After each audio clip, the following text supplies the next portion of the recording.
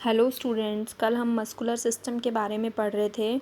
आज हम पढ़ेंगे there are 3 types of muscles. हमारी बॉडी में 3 तरह की मसल्स होती हैं। वो कौन कौन सी हैं ये पढ़ेंगे। फर्स्ट है cardiac muscles, voluntary muscles and involuntary muscles. Cardiac muscles में क्या है, our heart consist of the special kind of involuntary muscles. हमारा जो हार्ट है वो इनवॉलंटरी मसल्स से मिलकर बना हुआ है और ये मसल्स जो है वो कहाँ पर पाई जाती हैं, हमारी हार्ट की वॉल के पास। They are found in the wall of heart. और इसे क्या बोला जाता है, दे आर सेल्फ कॉन्ट्रैक्टिंग। और इसका क्या काम है, ये हेल्प करता है ब्लड को पंप करने के लिए, help in the pumping of blood.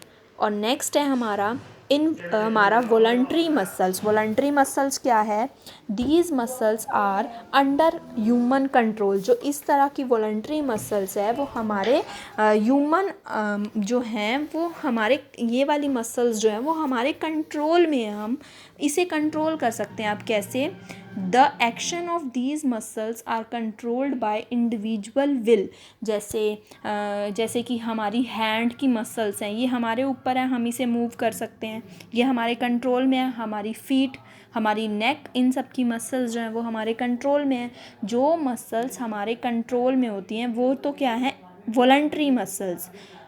अब है इनवॉलंटरी मसल्स। इनवॉलंटरी मसल्स क्या हैं, जो मसल्स हमारे ह्यूमन कंट्रोल में नहीं होती। These muscles are not under human control. अब हमारी बॉडी में आप खुद देखेंगे कि कौन सी ऐसी मसल है जो हमारे कंट्रोल में नहीं है।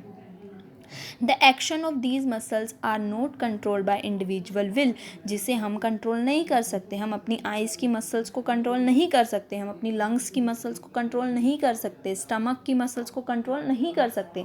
लेकिन जो वॉलंटरी मसल्स है उसे हम कंट्रोल कर सकते हैं। ये था हमारा मस्कुलर सिस्टम।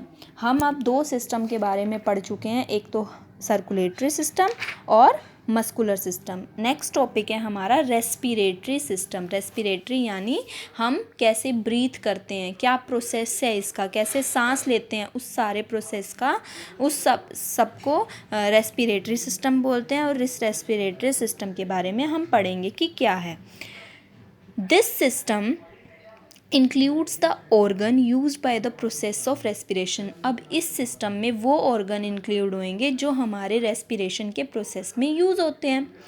जैसे it involve the exchange of oxygen and carbon dioxide. अब क्या होता है रेस्पिरेटरी सिस्टम में, जैसे कि आपको पता है कि हम क्या करते हैं, कार्बन डाइऑक्साइड छोड़ते हैं और ऑक्सीजन को लेते हैं। तो ये लेने और छोड़ने का प्रोसेस ही तो रेस्पिरेशन कहलाएगा, कि हमें हमारी बॉडी को ऑक्सीजन चाहिए और हमने जो है कार्बन डाइऑक्साइड वो बाहर छोड़नी है। तो ये जो सारा प्रोसेस है वो क्या है, इन और आउट का क्या है, respiration. It supply oxygen to various part of the body. अब हमने क्या की, ऑक्सीजन ली और वो हमारे पूरे बॉडी के अंदर जाएगी, सप्लाई होगी ऑक्सीजन हमारी बॉडी में, क्योंकि ऑक्सीजन के बिना तो हम रह ही नहीं सकते, जी ही नहीं सकते। ऑक्सीजन हमारी बॉडी के लिए बहुत ज़रूरी है। द रेस्पिरेटरी सिस्टम इंक्लूड, हमारे रेस्पिरेटरी सिस्टम में कौन कौन सी क्या क्या है इन्वॉल्व, क्या क्या इंक्लूड है। नोज़ तो बहुत ज़रूरी है सांस लेने के लिए। हम सांस किसके थ्रू लेते हैं, ब्रीथ किसके थ्रू कर रहे हैं, नोज़ के। अब हमने जो हमने सांस ली उसके बाद हमारी 2 पाइप होती है, मैंने आपको बताया था, एक होती है फूड पाइप और एक होती है विंड पाइप। विंड पाइप के थ्रू क्या करेंगे, हम ब्रीथ करेंगे। विंड पाइप के थ्रू ब्रीथ करेंगे और इसमें और क्या इंक्लूड है, nose, wind pipe and lungs. ये तीनों हैं, ये किस में हमारे यूज़ होंगे, रेस्पिरेटरी सिस्टम में। आगे बताऊंगी कि किस तरह से ये तीनों चीज़ें जो हैं वो इन्वॉल्व होंगी। Respiration is the movement of oxygen into the body and carbon dioxide is given out of the body. अभी हमने पढ़ा कि रेस्पिरेशन एक मूवमेंट है जिसमें कि कार्बन डाइऑक्साइड हमारी बॉडी में से बाहर आ जाएगा और ऑक्सीजन हमारी बॉडी के अंदर चला जाएगा। इन द प्रोसेस, इस प्रोसेस में क्या है, अब पूरा प्रोसेस हम पढ़ेंगे डिटेल में कि क्या है। इन द प्रोसेस, इस प्रोसेस में we breathe in through the nose, हम सांस लेते हैं किसके थ्रू, नोज़ के थ्रू।